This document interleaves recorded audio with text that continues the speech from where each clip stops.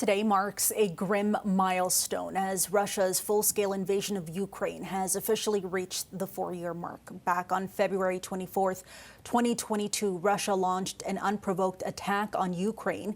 Since then, many casualties have been reported, and according to a UN refugee agency, more than 3.5 million have been displaced. The Canadian military and federal government continue to support the war-torn sovereign nation. So do Canadians themselves, including our guest today. We are joined by Justin Smith, a Canadian Armed Forces veteran who felt inspired to take action when Russian troops crossed Ukraine's border. He joins us today from Ukraine's capital, Kyiv. Justin, thanks for being with us today.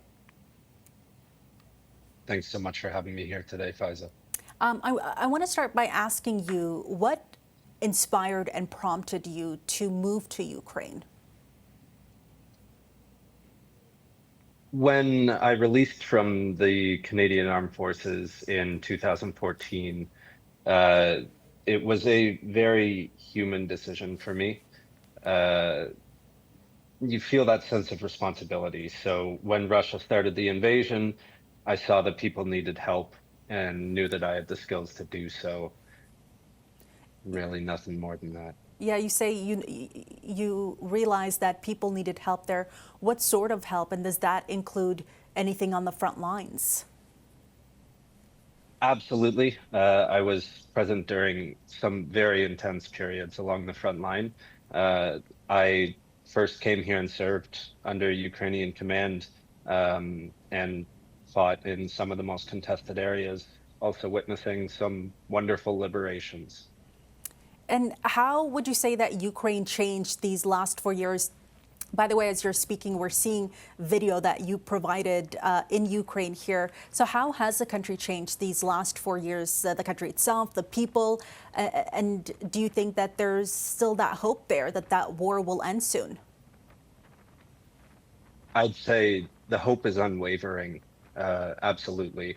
The war is a constantly changing and fluid situation.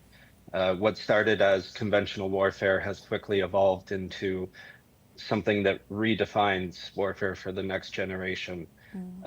Being a part of that has been challenging, to say the least, but also eye-opening to how quickly all of this can change. Expand on that for me. Why eye-opening? I would say in the in the Canadian Armed Forces, it's a very structured environment. And so being here and learning in real time, adapting in real time, has been such a contrast to that. Really something that's difficult to articulate. On this 4-year anniversary, can you talk about what the general mood is like in Kyiv, where you're at? It depends on the day. It's a complicated situation here. The outside diplomacy affects the morale of both civilian and military members. People here want to know that their endurance, their sacrifice won't be forgotten. Before I let you go, I wanted to ask you about an organization you started, North Access Advisory. Can you talk a little bit about the purpose behind that and what you're hoping to achieve? Absolutely.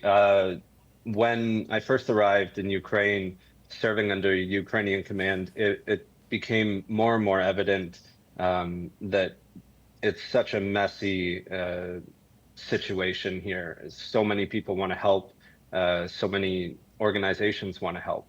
And in a lot of ways, what was lacking was structure to bring that in and be able to employ it in a way that doesn't add to the chaos, but relieves it. Justin, how long are you hoping to stay in Ukraine? As long as it takes. To end the war, to end the violence, that's when you would leave? I would say when I feel the job is done, whether that be the end of the war or my limit of exhaustion. It's never easy living in a war zone, right?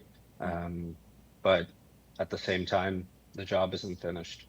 Okay, we'll leave it there. Justin Smith, thank you so much for this experience of getting to speak with you and about the last 4 years here. We really appreciate it. Thank you so much.